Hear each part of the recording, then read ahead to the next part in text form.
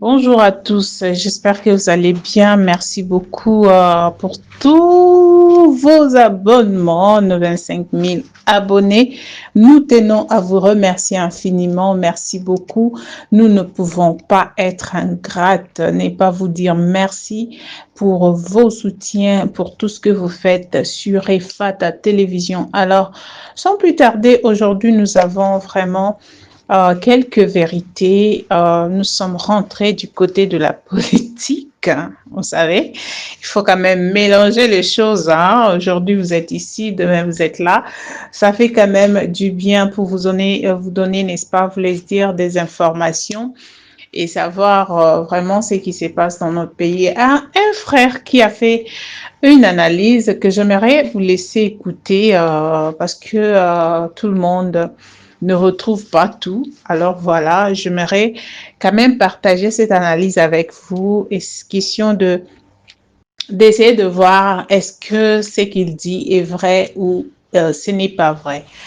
Qu'est-ce que vous dites de ce qu'il dit? Vous allez les découvrir tout à l'heure. Alors, j'aimerais, avant de continuer, demander à ceux-là qui ne sont pas encore abonnés sur EFATA Télévision de vous abonner massivement sur notre chaîne, de cliquer sur la cloche de notification pour ne pas rater nos vidéos. Les vérités de yeah, la politique là même. Oh. En tout cas, je vais vous laisser suivre cette analyse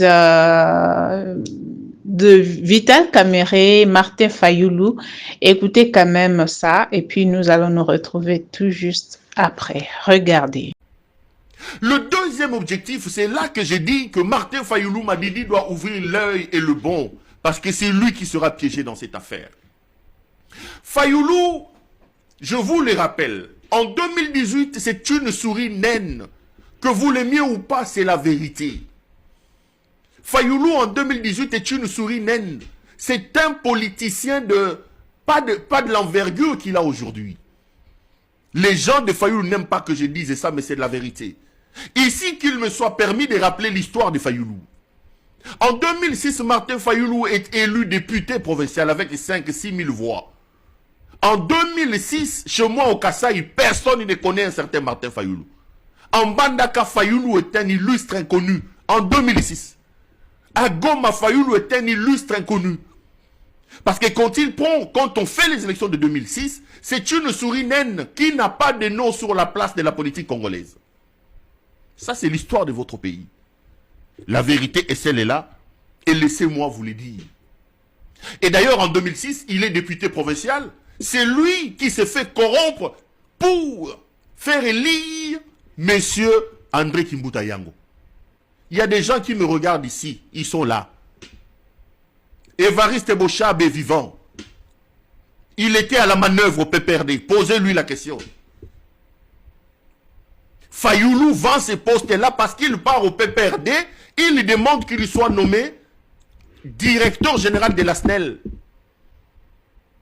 À la place de lui donner la SNEL, on lui a donné l'argent pour que Fayoulou complique les choses et qu'il fasse passer Kimbuta. Si Kimbuta est devenu gouverneur de la ville de Kinshasa, ça c'est de l'histoire. Hein? Je ne dis pas ça en calomniant Martin Fayoulou. Je suis tout simplement en train de placer les choses dans leur contexte et de rappeler l'histoire.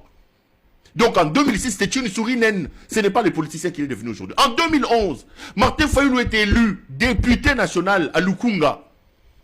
Derrière des gens comme Basile Olongo. Basile a 80 000 voix, Martin Fayoulou en avait moins de 20 000.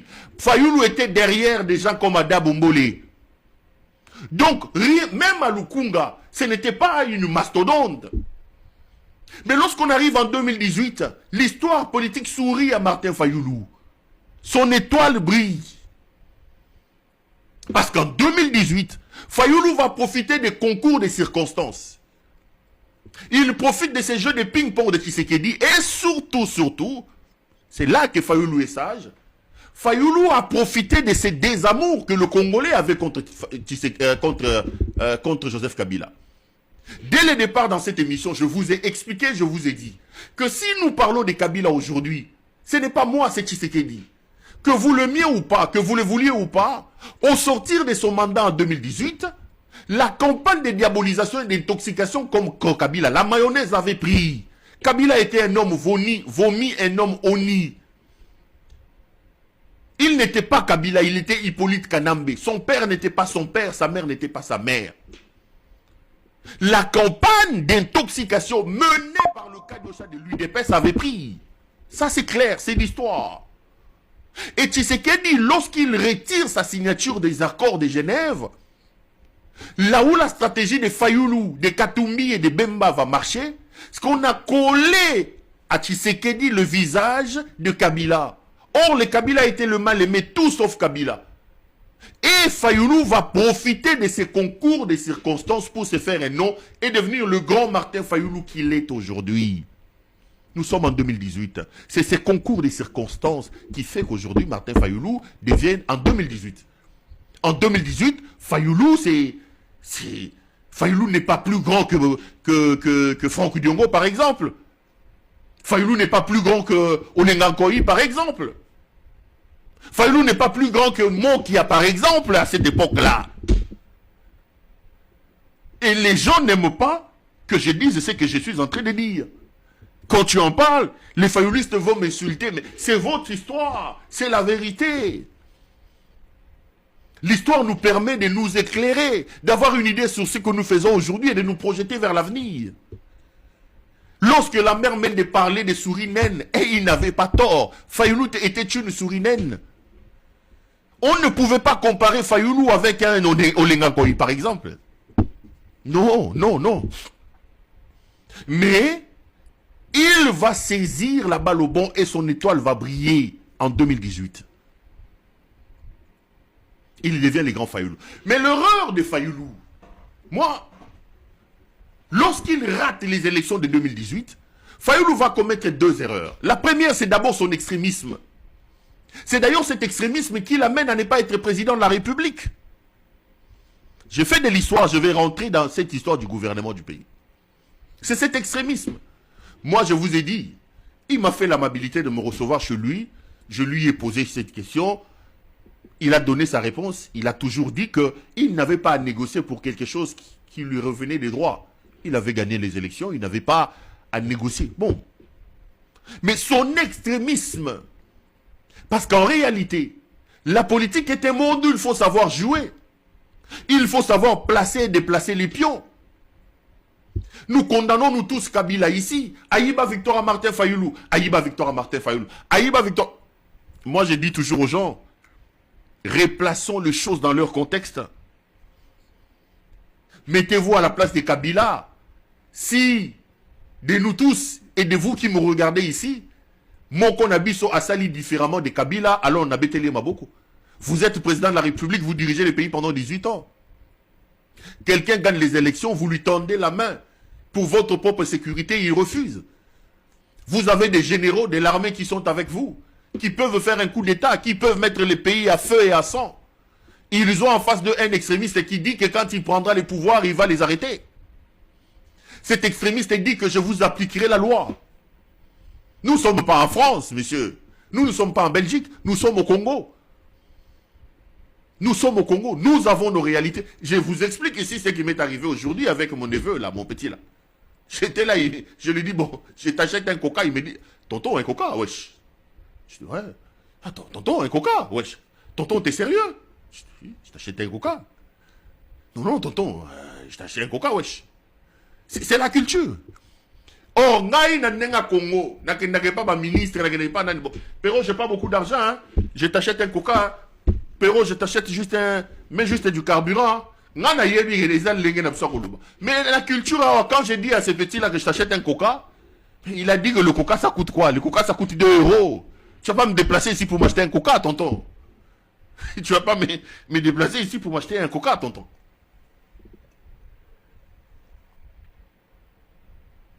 Et quand je lui brandis les 100 €, j'étais obligé de lui expliquer. J'ai dit non, c'est un problème culturel. Parce que dans mon pays, quand un aîné te dit, un supérieur te dit que je t'achète un coca, tu n'as pas besoin de lui dire que hey, coca, ils ont 500 000 francs dans le Kenya. Et puis, yo, moi, je l'obéli. Moi, je tous les petits, bon, ça 50 €, c'est ça, on a payé ça. Ils ont coca. Donc, il fallait replacer les choses dans le contexte. On n'était pas aux États-Unis d'Amérique. Son extrémisme l'a amené à ne pas être président de la République. Mais aujourd'hui, j'ai encore l'impression qu'il ne retient toujours pas l'élection, il reste extrémisme. Donc, il reste extrémiste. Premier élément. Deuxième élément de Fayoulou. Fayoulou n'a pas réussi à capitaliser sérieusement le vent et le mouvement sorti des élections de 2018. Il aurait pu s'organiser, surfer sur cette vague-là de Fayoulou, commandant du peuple, pour étendre son réseau et réussir à asseoir son pouvoir. Aujourd'hui, quand vous allez à Goma, je ne sais pas s'il y a un siège décidé là-bas. Je ne sais pas si Fayoulou a un siège chez moi à Ilebo. Il aurait pu utiliser cette envergure nationale qu'il a réussi à avoir pour asseoir son parti et s'asseoir maintenant comme structure. C'est ce que Fayoulou n'a pas fait. Premier élément. Deuxième élément. Il n'a pas réussi à construire son envergure internationale. Parce qu'il draine encore avec lui un discours extrémiste. Il a du mal à asseoir son envergure internationale. Je ne connais pas les entrées de Fayoulou, je ne connais pas les carnets d'adresse de Fayoulou, mais le discours que draine Fayoulou est un discours qui ne passe pas dans les salons internationaux et qui ne lui permet pas de se vendre sur le plan international comme une pièce de réchange capable de gérer le Congo. Vous ne pouvez pas avoir un candidat président de la République. Vous ne pouvez pas avoir un ambitieux qui a l'intention de gérer le pays, mais qui vous dit que les Banyamulenge ne sont pas des Congolais. Qui vous dit que les Tutsis ne sont pas des Congolais. Qui vous dit ça? Qui vous dit que lui, il vient pour faire la guerre. C'est-à-dire, ces élans belliqueux, ces élans rétrogrades d'une certaine manière, ne permettent pas à Fayoulou de se vendre dans la peau d'un responsable capable de s'asseoir dans des grands salons et de mener des grands débats. Il doit travailler ça. Et il n'aime pas quand je dis ça. Il n'aime pas quand je dis ça. Fayoulou a été aveuglé par la vague de 2018. Il est devenu orgueilleux, ingrat, oubliant même qu'il y a des gens qui ont contribué, des gens comme Katumbi ou comme Jean-Pierre Bemba. C'est eux qui l'ont amené au panthéon de sa gloire en 2018. C'est la vérité. En 2018, Fayoulou n'a pas l'envergure de Katumbi. Soyons sérieux. À un moment donné, il faut de temps en temps qu'il redescende sur terre. Mais il va recommettre encore de grosses erreurs lorsqu'on arrive maintenant en 2000. Tout ça, l'élection, c'est en 2023, c'est en 2023. Il dit que je ne veux pas aller aux élections. Il demande aux gens de ne pas s'enrôler. Il demande aux gens de ne pas aller déposer leur candidature. Tu vas s'enrôler, mais pas déposer leur candidature. Et en coulisses, il se fait corrompre par M. Tshisekedi. Lorsque moi je viens vous dire que Fayoulou vient de se faire corrompre, qu'il a pris 5 millions d'un premier lot de l'argent, il a envoyé le prince Pengue contredire, m'insulter. Et je vous avais dit que l'avenir apporteront des preuves. Que le lendemain diront qui avait tort et qui avait raison. Aujourd'hui, regardez le comportement de Martin Fayoulou. Il est allé se faire corrompre auprès de Tshisekedi. Il revient lui-même sur sa décision. Il part aux élections sans candidat député provincial. Ce qui est extrêmement... donc, Oyebisi Bisoto se présentait, Bisoto Yoko Liembongo Ndimo se présentait. Dès lors, il commence à travailler en coulisses avec M. Tshisekedi. Et c'est un collaborateur. Fayoulou travaille, il est dans le plan de Tshisekedi. Il travaille avec Tshisekedi. Mais regardez maintenant ce que Tshisekedi veut faire. En ouvrant ou en voulant publier son gouvernement avant le dialogue et avant les élections, Tshisekedi résout deux problèmes. Le premier, je vous explique, le problème de son envergure, le problème de sa communication. Le problème, c'est de l'impression, j'ai encore le contrôle, je suis encore aux manettes. Deuxième problème, c'est le problème d'anéantir un Martin Fayoulou, qui vrai, tout en étant un valet aujourd'hui, a encore quelques soubresauts et quelques ambitions. Si Tshisekedi sort le gouvernement aujourd'hui, et là, je voudrais réveiller Martin Fayoulou, ça sera la fin de Lesside et la fin de Fayoulou, si par malheur, Fayoulou a accepté, comme je l'entends, de faire partie de ce gouvernement ou Lesside a entré dans ce gouvernement. Un gouvernement qui sort avant les dialogues, fait de Fayoulou un affidé officiel, un membre à part entière de l'Angele Kasfer. Ce qui fait que si les choses ne tournaient pas comme Tshisekedi le voudrait, c'est-à-dire, ils sont son gouvernement, mais il est quand même contraint de négocier avec les M23 et d'ouvrir l'espace politique pour que les autres rentrent, Fayoulou ne viendra plus dans ces débats-là comme entité à part entière, mais il viendra comme une sorte d'appendice de FCC, plutôt de Tshisekedi. Parce qu'il est déjà membre du gouvernement de Tshisekedi. Si aujourd'hui, Fayoulou rentre dans un gouvernement avec Tshisekedi, Fayoulou devient ipso facto un élément du régime Tshisekedi. Donc, Tshisekedi va négocier avec les M23 et derrière Tshisekedi, il y aura Fayoulou. Fayoulou ne viendra plus dans ces débats-là comme une partie intégrante, je ne sais pas moi, donc non, Fayoulou viendra comme un bras séculier, Fayoulou viendra comme membre du mouvement gouvernement. Et le mouvement gouvernement qui est à la tête, c'est M. Tshisekedi. Les ambitions décidées seront sensiblement réduites. Et ça, c'est le piège que Tshisekedi veut tendre à M. Fayoulou. Fayoulou croit qu'il est encore le grand Fayoulou, le grand éléphant. Non, en réalité, Fayoulou n'est plus le grand éléphant qu'il était en 2018. Parce qu'il n'a pas réussi à capitaliser. Il a raté le pouvoir et il n'a pas réussi à capitaliser sur la gloire et l'étoile qui a brillé en 2018. Maintenant qu'il devient affidé de Tshisekedi, valet de Tshisekedi, Tshisekedi veut le réduire, veut l'anéantir. En sortant son gouvernement avant le dialogue. Tout en sachant qu'il négocie avec les autres. Tout en sachant que ces négociations peuvent amener à un dialogue. Il sort son gouvernement. Et si par malheur, Fayoulou commet l'imprudence de rentrer dans ce gouvernement, c'est là que je parle du piège. C'est là que je parle du piège. Le piège va se refermer sur Martin Fayoulou. Le peu d'aura qui lui reste, tu serais derrière donc, en sortant son gouvernement à la va-vite, à la précipitation, Tshisekedi résout le problème. Le problème de son envergure et le problème de cet allié encombrant qui s'appelle Martin Fayoulou. Parce que Tshisekedi ne va pas se priver de neutraliser, d'anéantir Martin Fayoulou une fois pour toutes. Aujourd'hui, regardez comment il a réduit les ambitions d'un Vital Kamerhe. Je vous rappelle ici qu'en 2011, Vital Kamerhe, candidat président de la République contre le père de Tshisekedi, le grand Etienne Tshisekedi Wamulumba. Vital qui s'est rêvé d'une vie à la Lula.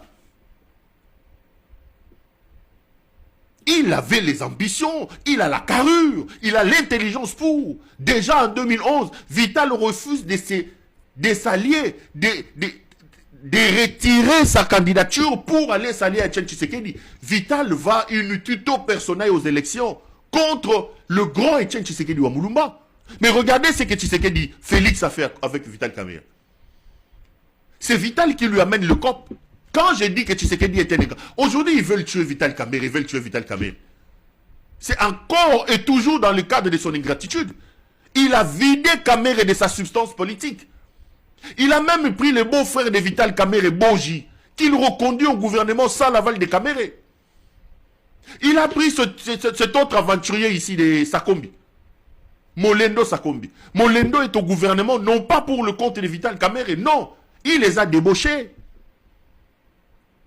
Il a exposé la femme de Vital Kamerhe. Il a pris les enfants de Kamerhe à exposer Bango.